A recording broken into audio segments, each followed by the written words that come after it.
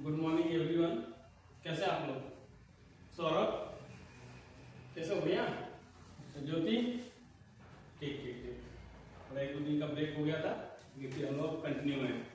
और प्राइवेट भी थी घर पे। अच्छा ठीक है, बढ़िया।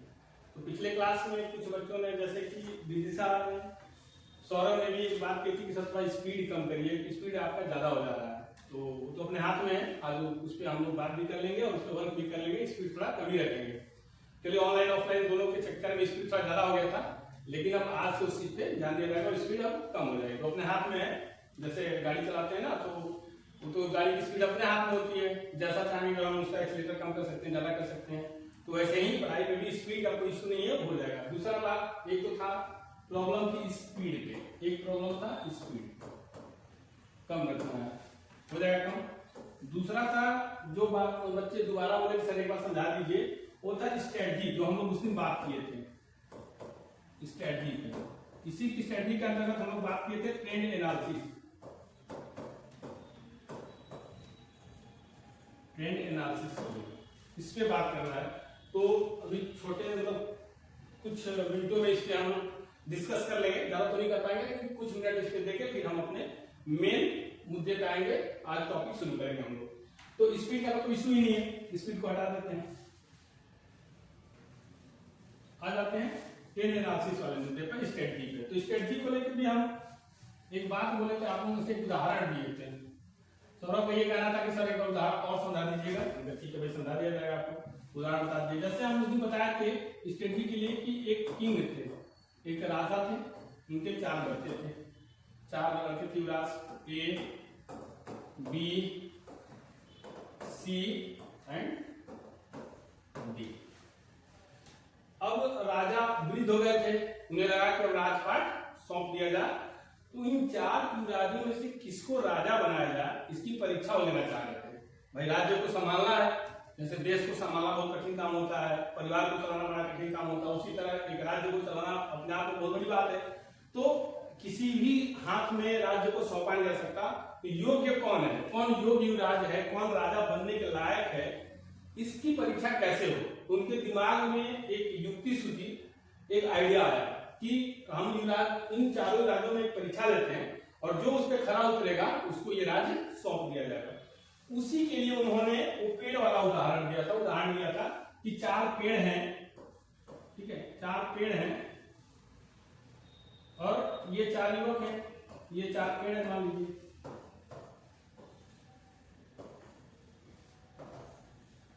ये 4 पेड़ है, 4 युवराज हैं।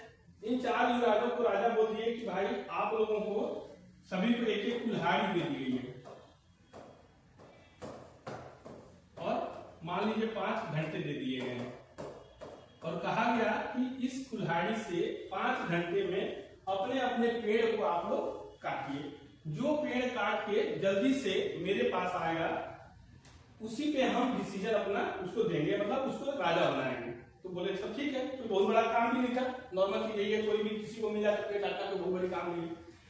तो राजा जब ये काम सौंप दिए अपने मंत्री के थ्रू, मंत्री को बुला के ऐसा सा कहो युवराज को ऐसा करें, और जो काट के पेड़ आ जाएगा वापस उसको राजा बनाया जाएगा।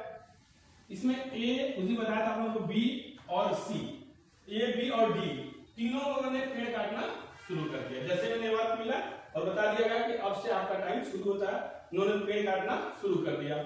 लेकिन जो सी था, सी युवराज, उसने क्या किया, अपने कुल्हाड़ी को न सिर्फ डायरेक्ट ले जाकर पेड़ काटा, बल्कि क्या किया, अपने कुल्हाड़ी को तेज किया, मतलब उसके धार को तेज किया। ये बात सेनापति भी, जिनको सौंपा गया था भाग, वो भी देख रहे थे। राजा को भी ये बात पता चली कि इसमें एक ऐसा युवराज है जो पेड़ को डायरेक्ट काटने से पहले अपनी कुल्हाड़ी के धार को तेज कर रहा है। कुछ लोग उसमें हंसे भी कि उसकी इस स्ट्रेटजी को लेके, उस व्यवहार को लेके कि जाके सभी लोग पेड़ काट रहे हैं, इनको भी काटना चाहिए, जल्दी से काट के वापस हमसे और जाए तो ऐसे पीछे हो जाएंगे। लेकिन युवराज के दिमाग में जो भी युक्ति चल रही हो, जो भी समझ चल रहा उनका, जो भी आइडिया चल रहा, उसने अपने कुल्हाड़ी के धार को तेज किया और तेज करने के बाद फिर जाके पेड़ काटना शुरू किया। और फाइनली ये हुआ कि सी नामक युवराज पेड़ को सबसे पहले काट के राजा के पास पहुंच गया। राजा को यही चाहिए था कि भाई जो पेड़ जल्दी काट के आएगा उसको राजा बनाया जाएगा।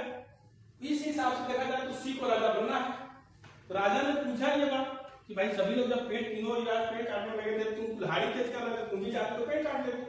सी नाम युवराज बोला कि पेड़ तो हम काट लेते, लेकिन हमारा भी हक वही होता जो इन 3 युवराज का हुआ, 3 मेरे भाइयों का हुआ, क्योंकि जो आपने कुल्हाड़ी दिया था लगभग सबका धार समान था और उस धार से पेड़ को जल्दी से नहीं काटा जा सकता।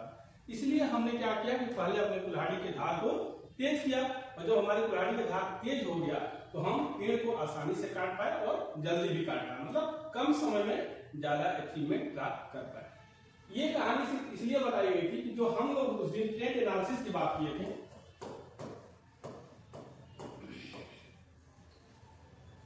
स्टेट एनालिसिस में भी यही काम करना था, स्ट्रेटजी में भी हमें यही फॉलो करना था। फॉलो क्या करना था कि हमें ये देखना है कि हम कौन से सब्जेक्ट हमारा स्ट्रांग है, कौन सा वीक है।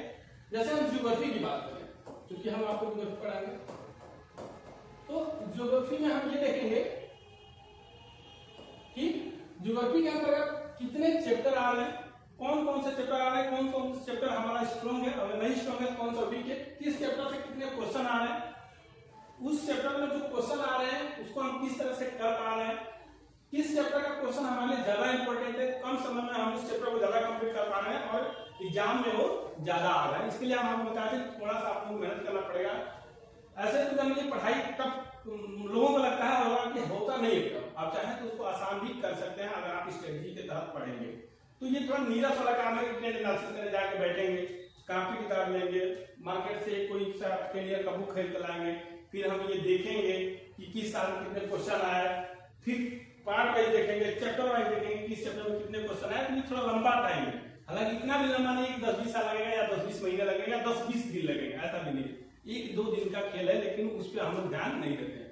हम लोग यही काम करते हैं कि मार्केट से बुक खरीद लाते हैं और पढ़ना शुरू कर देते हैं, जबकि ये गलत स्ट्रेटजी है। स्ट्रेटजी क्या होती है, बुक खरीद के लाइए, पहले 10 साल का जो है उसमें से देखिए कि 10 सालों में किस चैप्टर से कितना क्वेश्चन आया है, क्वेश्चन का पैटर्न क्या है उसको पूछने का, किस चैप्टर से ज्यादा क्वेश्चन आ रहे हैं, किससे कम आ रहे हैं, कौन सा चैप्टर हमारे लिए ज्यादा इंपॉर्टेंट है। पढ़ना सबको है, ये नहीं कहा कोई इंपॉर्टेंट नहीं है, लेकिन हमारे स्ट्रेटजी के हिसाब से मान लीजिए अगर एक चैप्टर ऐसा है जिससे 10 क्वेश्चन आ रहे हैं ओवरऑल 10 सालों में देखिए, और एक ऐसा चैप्टर है जिससे सिर्फ 2 ही क्वेश्चन आ रहे हैं, तो इसका मतलब कि हमें इसको ज्यादा फोकस करना पड़ेगा, क्योंकि 10 क्वेश्चन हर साल इससे पूछे जा रहे हैं, इसका मतलब इंपॉर्टेंट ज्यादा है। तो अगर हमारे पास टाइम कम रहा, ये स्ट्रेटजी उसके लिए भी ज्यादा जरूरी, जब टाइम कम हो, जब टाइम कम रहेगा तो इसका मतलब कि हम इससे ज्यादा फोकस करके ज्यादा क्वेश्चन कर पाएंगे, और ज्यादा क्वेश्चन कर पाएंगे तो सिलेक्शन हमारा सुनिश्चित रहेगा, इसके लिए हम निश्चिंत रहेंगे। वरना हम इसी 2 के चक्कर में पड़े रहेंगे और ये भी छूट जाएगा हमारा, हो सकता है 2 क्वेश्चन कर पाए लेकिन हम 10 क्वेश्चन मिस कर जाएंगे। इसलिए अगर कम समय रहे, हमें रिवीजन का टाइम कम मिले, या हमें लगता है कि हम इसी को करके क्वालिफाई कर जाए, तो फिर हम पीटीसी पर क्वालिफाई कर जाएंगे। तो ये स्ट्रेटजी का एक हिस्सा है, यही चीज हम बताते हैं, इसमें ज्यादा कुछ ऐसा नहीं है, मतलब बहुत दिमाग वाली चीज नहीं है, बस ये व्यवहारिक चीज है, आपको थोड़ा मेहनत करने के लिए मजबूर कर देगा, और ये जरूरी है, मेहनत से हमें भागना भी नहीं है। जब हम नहीं भाग रहे तो आप भी नहीं भागेंगे, और हमने कोई नहीं भागेगा। क्यों सर, अब समझ में आई बात?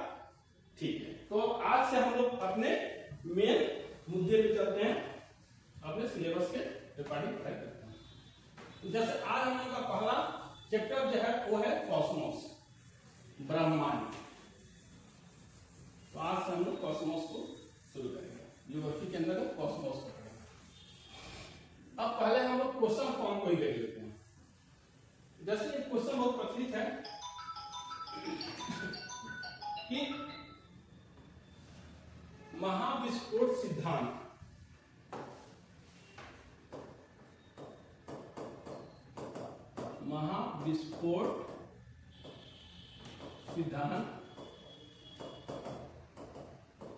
किससे संबंधित है, किससे?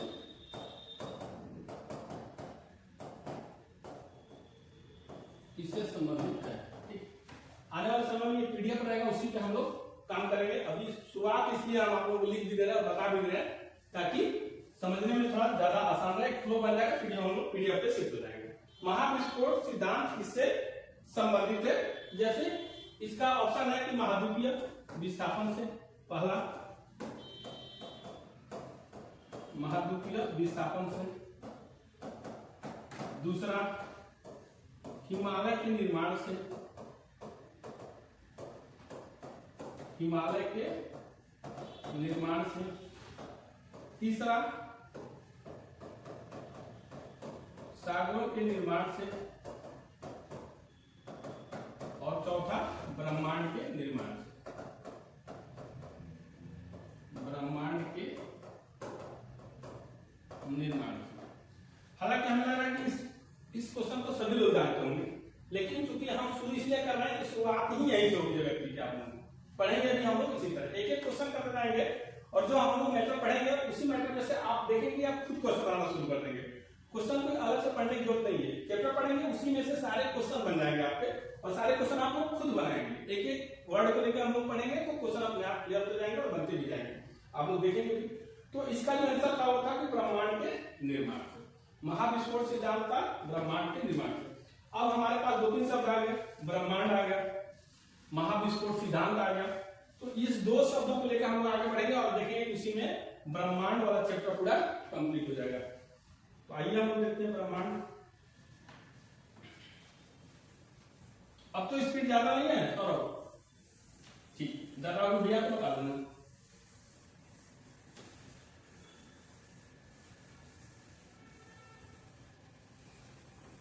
महाविस्फोट सिद्धांत संबंधित है ब्रह्मांड के निर्माण से, ब्रह्मांड कॉस्मोस,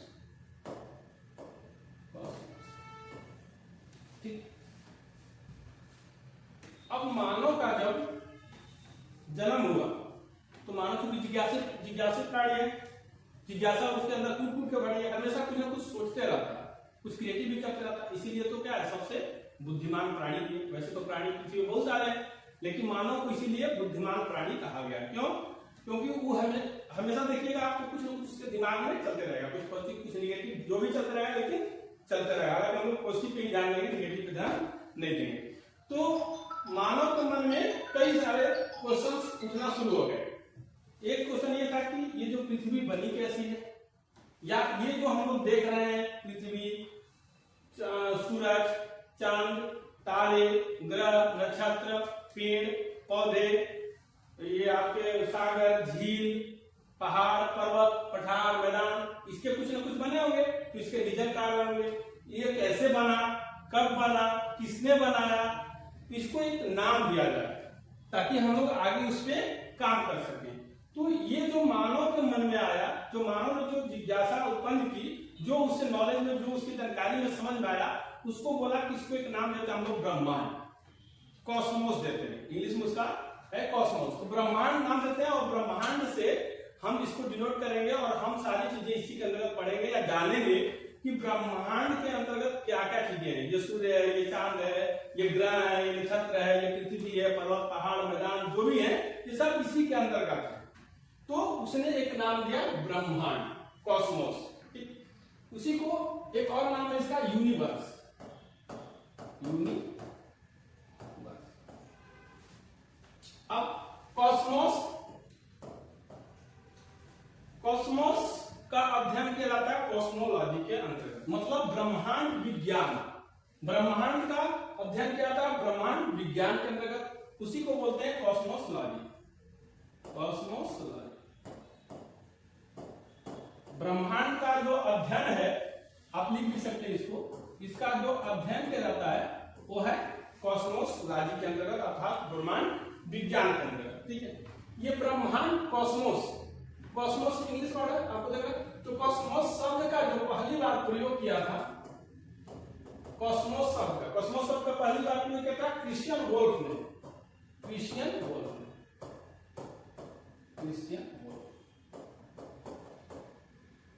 ये क्या थे, जर्मन वैज्ञानिक, क्रिश्चियन वोल्फ जर्मन वैज्ञानिक, जर्मनी के वैज्ञानिक।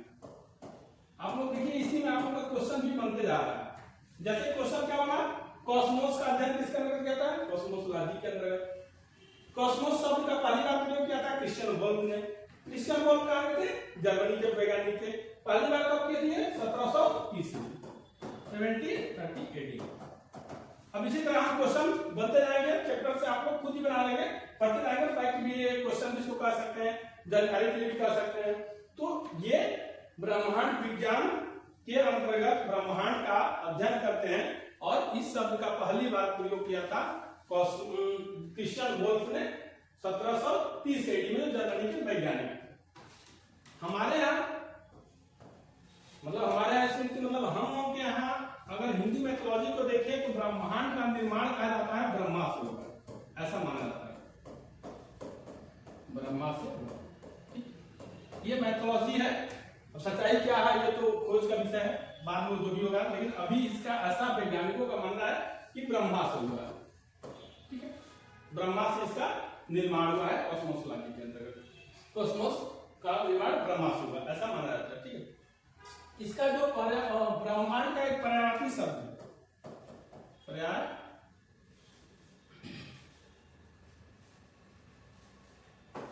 पर्यायवाची अगर ये देखें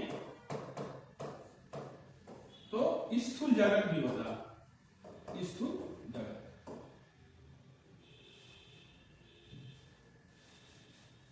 स्थूल जगत, ठीक है, स्थूल जगत,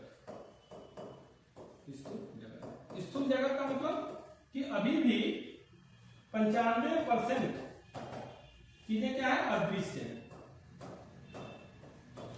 स्थूल जगत का मतलब कि कोई भी चीज क्या है, स्थिर नहीं है, परिवर्तनशील है। और जो हम लोग देख रहे हैं सिर्फ 5% चीजों को देख रहे हैं, अभी भी 95% चीजें ब्रह्मांड की क्या हमसे अनभिज्ञ है, हम उनसे अनभिज्ञ हैं, अदृश्य, जो हमें दिखाई नहीं दे रहा। यदि 5% में इतना कुछ हम देख पा रहे हैं तो सोचिए अगर 100% देख पाते तो कितना देख पाते। तो ये हालांकि मैथोलॉजी है हमारे मतलब भारतीयों के द्वारा दिए गए ज्ञान के हिसाब से, और जो इनका है वो ये है कि यूनिवर्स, जैसे जो क्रिश्चियन बोल्ट जर्मनी के वैज्ञानिक थे उनके द्वारा जो दिया गया उसमें है कि यूनिवर्स है। ये यूनिवर्स से क्या मतलब हुआ, यूनिवर्स होने का मतलब क्या हुआ, इसको थोड़ा बताते हैं। हालांकि हो सकता है बाद में कुछ भी सिद्ध किया जा सकता है, लेकिन अभी जो है हम इसी को पढ़ेंगे। तो यूनिवर्स, यूनिवर्स बना है यूनि से, यूनिवर्स बना है यूनि से। यूनि का मतलब होता है यूनिक, एकल, यूनिक, यूनिक का मतलब यूनिक, यूनिक मतलब कि एकल, एकल मतलब कि एक से सभी का निर्माण, एक से सभी का निर्माण या उत्पत्ति, सभी का निर्माण, ठीक, एक से सभी का निर्माण, ऐसा इनका मानना है कि ये ब्रह्मांड जो यूनिवर्स से जुड़ा, और यूनिवर्स मतलब एक ही कोई चीज है जिससे ये पूरे ब्रह्मांड का निर्माण हुआ, पूरे यूनिवर्स का निर्माण हुआ, ऐसा इन लोगों का मानना है। हम लोग का ये मानना है कि ब्रह्मांड का निर्माण ब्रह्मा से हुआ। हम ब्रह्मास्मि भी हम लोग कहते हैं, पढ़ते भी हैं, तो ब्रह्मा से हुआ है। और उसका मतलब स्थूल जगत है, ये पूरा जो जगत है वो परिवर्तनशील है, स्थिर नहीं है। इसमें से अभी तक सिर्फ 95% चीजें नहीं दिखी है, अदृश्य है, सिर्फ 5% चीजों को हम लोग जान पाए हैं, ऐसा इनका मानना है। ठीक, हम लोग पढ़ लिए। कॉस्मोस का अध्ययन किसके अंदर किया जाता है, कॉस्मोलॉजी के अंतर्गत। ठीक है, इसको पहली बार शब्द का कौन दिया था, शब्द का प्रयोग किया था क्रिश्चियन बोल्ट ने। कहां के किए, जर्मन वैज्ञानिक के। कब किए थे, 1730 में किए थे। वही इसका इंग्लिश में एक नाम है यूनिवर्स। यूनिवर्स मतलब यूनि शब्द से लिया गया, और यूनि मतलब होता है एक, अर्थात एक ही से सबकी उत्पत्ति, मतलब एक बिंदु से इस पूरे ब्रह्मांड का निर्माण हुआ है। आगे हम इसको डिटेल में पढ़ेंगे कि कैसे हुआ है।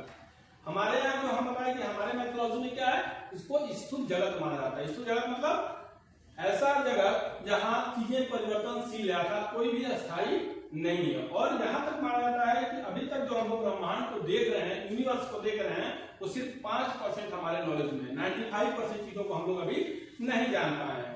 यहां तक हम लोग पढ़े थे।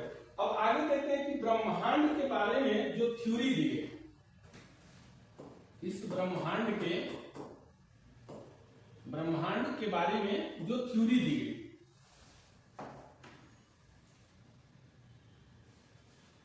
ब्रह्मांड के बारे में जो थ्योरी दी गई वो दो दी गई। दो तरह की थ्योरी मानी जाती है। पहला है जियोसेंट्रिक, और दूसरा है हेलियोसेंट्रिक,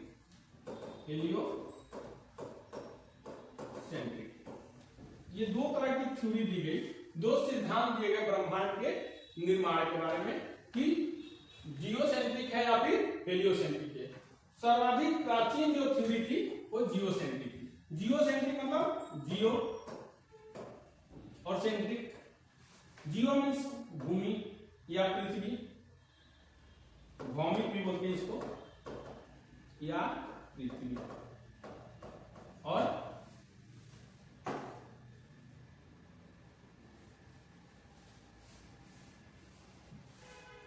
सेंट्रिक मीन्स केंद्र, सेंटर, सेंटर केंद्र। जियोसेंट्रिक थ्योरी, जियोसेंट्रिक थ्योरी को दिया था क्लॉडियस टॉल्मी ने। इस थ्योरी को दिया था क्लॉडियस टॉल्मी, क्लॉडियस टॉल्मी। अच्छे से लिख लेते हैं ताकि आप लोगों को देखने में आसानी हो। Claudius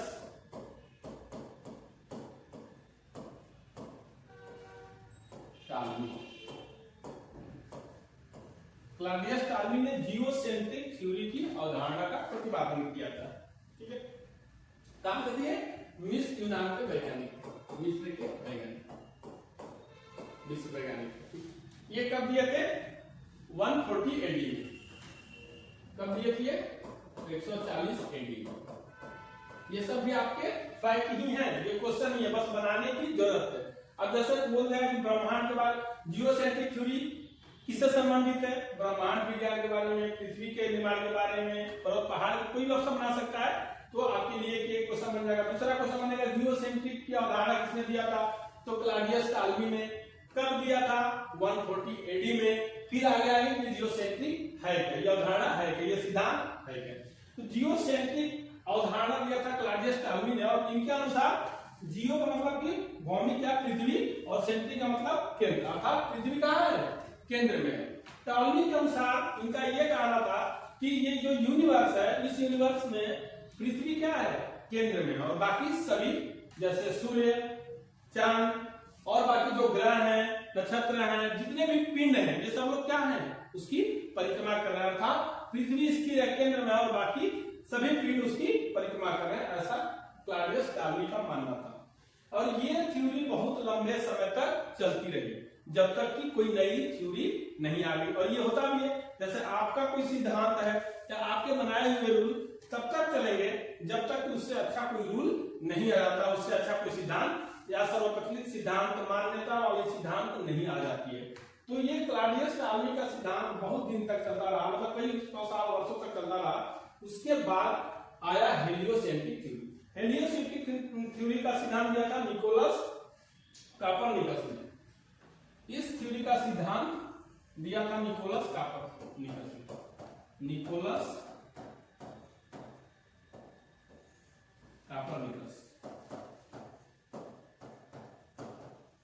Nicholas Copernicus. कब दिया था निकोलस कोपरनिकस ने? इस थ्योरी को 1543 एडी में, 1543 एडी में दिया। निकोलस कोपरनिकस ने 1543 एडी में सिद्धांत को दिया था। ठीक है, और इनके अनुसार, निकोलस कोपरनिकस के अनुसार ये बात समझ में आ रही कि नहीं, जो अभी तक जियोसेंट्रिक अवधारणा था ये गलत था। केंद्र में पृथ्वी नहीं है, बल्कि केंद्र में क्या है? हेलियो। हेलियो मतलब सन, सूर्य, हीलियम से बना हेलियो। और आगे जब हम सूर्य का निर्माण पढ़ेंगे तो इसमें देखेंगे कि सूर्य का जो निर्माण है वो हाइड्रोजन से ही हुआ है, हाइड्रोजन से हीलियम एलिप्सिस का निर्माण हुआ। तो हेलियो, हाइड्रोजन और सेंट्रिक सेंटर, अर्थात इस यूनिवर्स के केंद्र में पृथ्वी नहीं बल्कि क्या है? सूर्य। सूर्य केंद्र में है और बाकी सभी पिंड सूर्य की परिक्रमा कर रहे हैं, ऐसा इनका मानना था। इस सिद्धांत के अनुसार मानना था। यहां तक बात समझ में आई? कोई दिक्कत बताइए, बताइए बात। ठीक, कोई दिक्कत नहीं है। तो दो यहाँ से 2-3 क्वेश्चन यहाँ से बना लेंगे। Geocentric, heliocentric. जियोसेंट्रिक की अवधारणा क्लॉडियस टॉल्मी कब दिए थे? 140 एडी में दिए थे। हेलियोसेंट्रिक की अवधारणा निकोलस कोपरनिकस कब दिए थे? 1543 में दिए थे, 1543 एडी में दिए थे। और जियोसेंट्रिक का मतलब कि पृथ्वी केंद्र में है, हेलियोसेंट्रिक का मतलब कि सूर्य केंद्र में, ऐसा इनका मानना था। अब आगे बढ़ते हैं।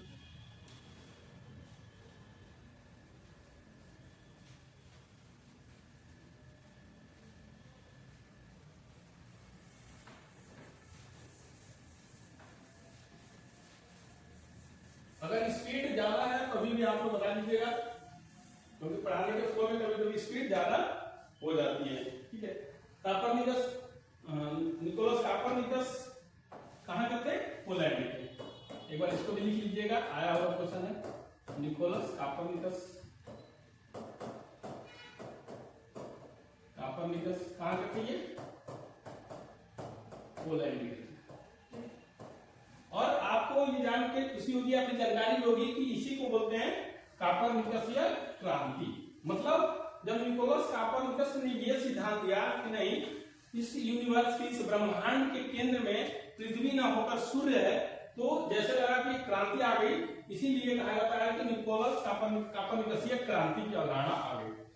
और इनको आधुनिक खगोल विज्ञान का जन्मदाता भी कहा जाता है। तो ये भी एक क्वेश्चन भी आया है कि आधुनिक खगोल विज्ञान के जन्मदाता किसे कहा जाता है? तो कापरनिकस को कहा जाता है। तो लिख भी सकते हैं आधुनिक खगोल विज्ञान के जनक, आधुनिक खगोल विज्ञान के जनक, इसको निकोलस कापरनिकस को कहा जाता है। उसको बता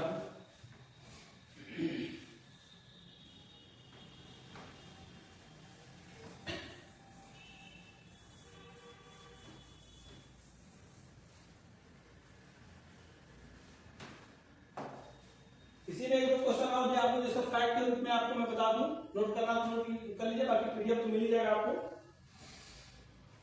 जैसे 1514 में एक पुस्तक आई थी,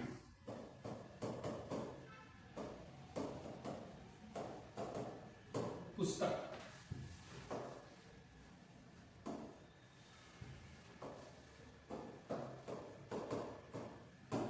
लिटिल कॉमेट्स के नाम से,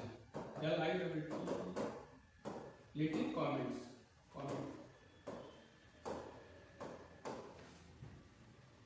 ये इन्हीं की पुस्तक थी, निकोलस कॉपरनिकस की ही पुस्तक थी। लिटिल कमेंट्री या कमेंट्स भी जाते हैं, कभी कमेंट्री भी मिलती है, लिटिल कमेंट्री के बारे में।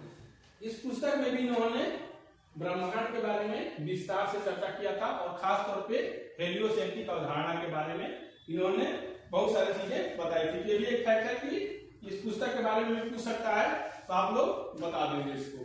अगला एक फैक्ट है कि 1805 ईस्वी में खगोल शास्त्री हर्शेल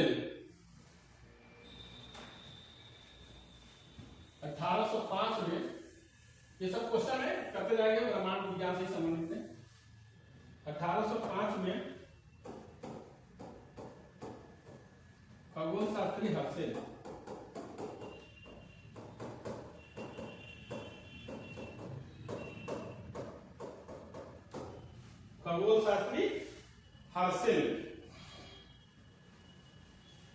यह बताया कि जो आकाशगंगा है, मिल्की वे, हर्शेल ने क्या बताया? आकाशगंगा मिल्की वे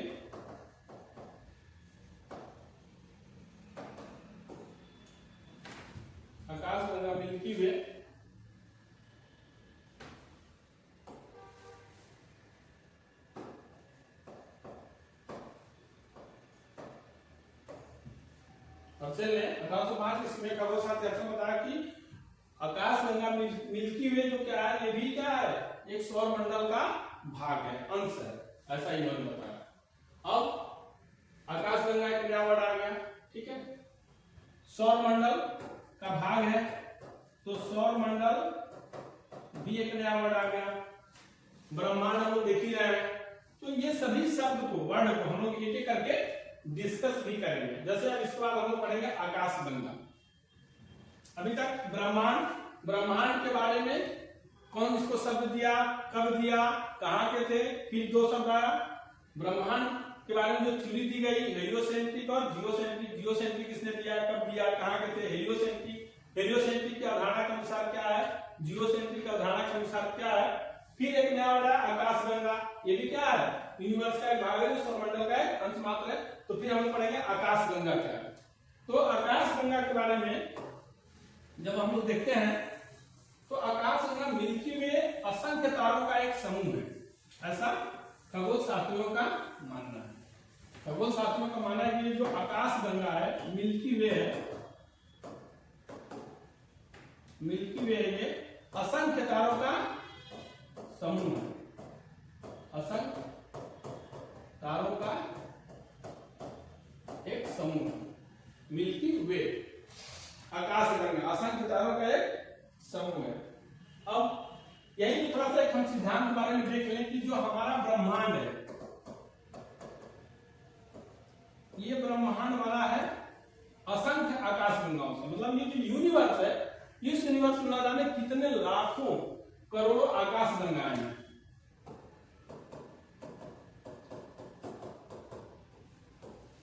इन आकाशगंगा में न जाने कितनों लाखों करोड़ों क्या है, लाखों करोड़ों तारे हैं। इन लाखों करोड़ों तारों में एक तारा हमारा सूर्य, सूर्य एक तारा है। अब सूर्य एक तारा कैसे है, ये आगे हम पढ़ेंगे। सूर्य क्या है, एक तारा है। लाखों करोड़ तारों में एक तारा सूर्य। इसी सूर्य से बना है हमारा सौरमंडल, इसी सूर्य से बना है हमारा सौरमंडल। इस सौरमंडल में कई ग्रह हैं। इन ग्रहों में एक ग्रह हमारी पृथ्वी। इस पृथ्वी पे कई देश हैं, लगभग 100-125 देश है, मतलब सैकड़ों देश। ऐसे आप लिखिए, सैकड़ों देश हैं,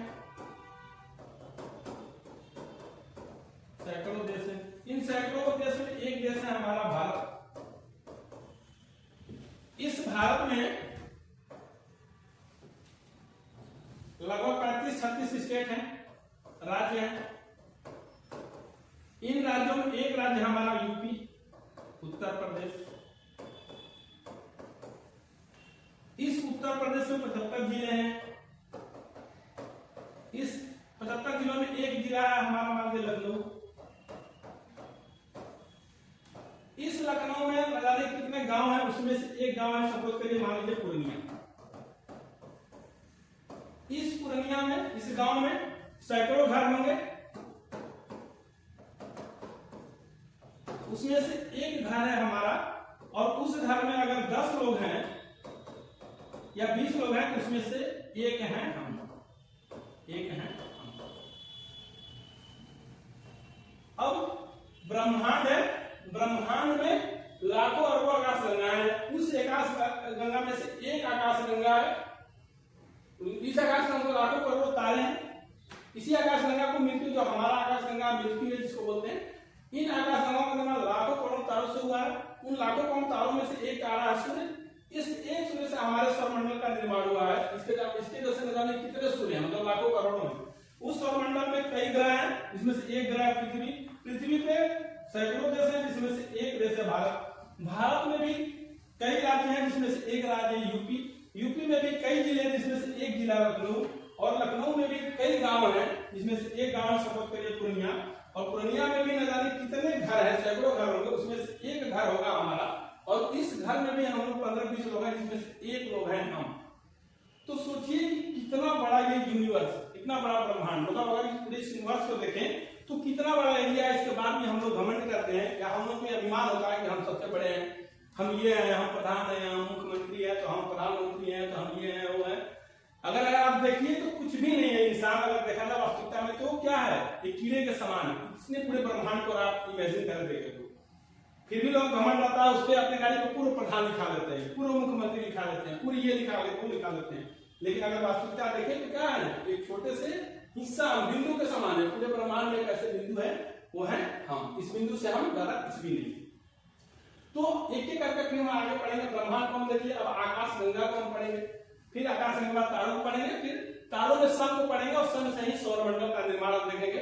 और सौरमंडल का निर्माण फिर हम आगे करके एक एक करके पढ़ते जाएंगे। ठीक है, तो आगे हम पढ़ेंगे आकाश गंगा, मिल्की वे। थोड़ा सा इसके बारे में हम लोग जानेंगे।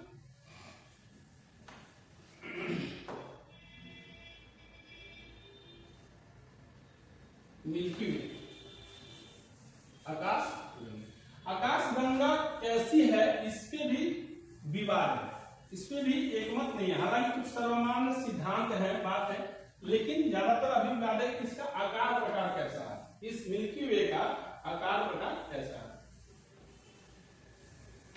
किए कि मिल्की वे अगर हम देखें तो मिल्की वे नाम ही क्यों रखा गया इसका? जैसे कुछ गुण होंगे उसके, किसी भी चीज का नाम क्यों रखा जाता है?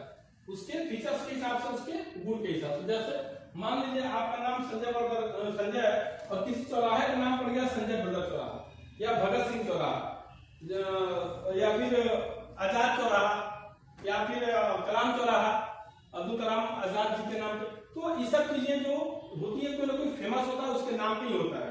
जैसे सौर मंडल सूर्य केंद्र में था, ऐसा माना जाता है। फिर सौर मंडल सूर्य मालिक है, हमारे पढ़ेंगे क्यों सौर मंडल सूर्य के नाम पे पड़ा। उसी तरह कहा गया कि मिल्की वे, मिल्की मतलब मिल्क इज दूध, व्हाइट कलर, जैसे दूध का कलर का श्वेत, सफेद कलर का वे मंच तरीका या देखने का रास्ता। तो मिल्की वे मतलब रात को जब आकाशगंगा को देखते हैं तो दूध की तरह एकदम सफेद, अच्छी मतलब सब व्हाइट दिखती है, इसीलिए इसका नाम पड़ गया मिल्की वे। या इसी को बोलते हैं हिंदी में दुग्ध मेखला, भी मिल्की वे को दुग्ध मेखला भी बोलते हैं, दुग्ध मेखला। अब इस मिल्की वे के आकार के बारे में कई लोगों को डिबेट है, इस पे कई सिद्धांत दिए कि इसका आकार कैसा है। तो कुछ लोगों का कहना है कि ये गोलाकार है, कुछ लोगों का कहना है कि ये अंडाकार है, कुछ लोगों का कहना है कि ये चौकोर है, और कुछ लोगों का कहना है कि ये कैसा है, स्पाइरल है। ये आया हुआ क्वेश्चन है कि मिल्की वे का आकार कैसा है, आकाशगंगा किस तरह वर्गीकृत है, अर्थात अंडाकार है, सर्पिलाकार है, अनियमित है, या फिर चौकोर है। स्पाइरल का मतलब सर्पिलाकार भी इसको हिंदी में बोलते हैं, सर्पिलाकार, सर्पिलाकार हिंदी में इसको बोलते हैं सर्पिलाकार। या हम लोग जो कॉपी यूज करते हैं स्पाइरल, इसका अगर आप शेप देखें तो कुछ ऐसा होता है, जैसे सर्प नहीं ऐसे लिपटे रहता और ऐसा फन करता है, ऐसे लिपट के ऐसा फन करता है। तो इसी तरह इसका भी आकार कैसा है, सर्पिलाकार है, इसीलिए इसको बोलते हैं स्पाइरल। कॉपी जो स्पाइरल वाली हम लोग देखते हैं वो स्पाइरल की हुई होती है, तो इसीलिए इसका नाम पड़ गया। सर्वाधिक मान्य जो बात है, सर्वाधिक मान्य सिद्धांत है मिल्की वे के आकार को लेके, वो यही है कि इसका आकार कैसा, सर्पिलाकार। ये क्वेश्चन दिया है कि मिल्की वे का आकार कैसा है, तो न तो अंडाकार, न ही गोलाकार और न ही आयताकार, बल्कि सर्पिलाकार है इसका आकार। तो इस तरह हम ये भी सिद्धांत को देखेंगे, ये सर्वाधिक मान्य सिद्धांत है। तो ये है मिल्की वे। कोई डाउट हो तो बताइएगा। अब इसका मिल्की वे नाम क्यों पड़ा, हम बताएं क्योंकि रात को इसको देखने पे दूध की समान सफेद दिखाई देता है, इसीलिए इसका नाम मिल्की वे पड़ा। तो आज इतना ही, अगले में फिर हम लोग एक एक करके सौर मंडल को पढ़ेंगे। अगले क्लास में हम लोग सौर मंडल को पढ़ेंगे। अब सौर मंडल में सूर्य को पढ़ेंगे, फिर आगे बढ़ते हुए ग्रहों के बारे में, पृथ्वी के बारे में, बुध शुक्र मंगल बृहस्पति शनि सबके बारे में एक एक करके पढ़ते जाएंगे। तो आज की जो क्लास रही उसमें क्या क्या पढ़ लिया हम लोग, ब्रह्मांड के बारे में। ब्रह्मांड शब्द किसने दिया, ब्रह्मांड क्यों कहा गया, पहली बार इसको शब्द का प्रयोग किसने किया, इसका अध्ययन किसका अध्ययन किया जाता है, ठीक है। यूनिवर्स, इसका नाम कैसे पड़ा, यूनिवर्स मतलब क्या होता है। हमारे मेथोलॉजी में इस बात को लेकर क्या कहा गया, ब्रह्मांड का जो सिद्धांत, दो सिद्धांत दिए गए, हेलियोसेंट्रिक जियोसेंट्रिक, हेलियो जियो के बारे में पढ़ लिए हम लोग, उसको किसने कहा था, कब दिया था, इसको क्वेश्चन भी हम लोग निकाल लिए। इसके बाद फिर हम लोग पढ़ेंगे मिल्की वे के बारे में, आकाशगंगा। थोड़ा सा हम लोग पीछे जाके भी देखें कि हमारी स्थिति इस पृथ्वी पे, मतलब इस यूनिवर्स में क्या है, जो हम लोग बड़े बड़े दिन हाँकते हैं, ऐसा कुछ नहीं है। अगर पूरी यूनिवर्स को देखें तो हम लोग एक मात्र बिंदु के समान है, ऐसे। फिर हम लोग ये देखें कि आकाशगंगा, मिल्की वे के बारे में, इसका आकार कैसा है, और ये क्वेश्चन आया हुआ भी है। तो आज इतना ही, अगले फिर क्लास में आगे हम लोग सौरमंडल को पढ़ेंगे। थैंक यू सो मच, आपका दिन शुभ हो।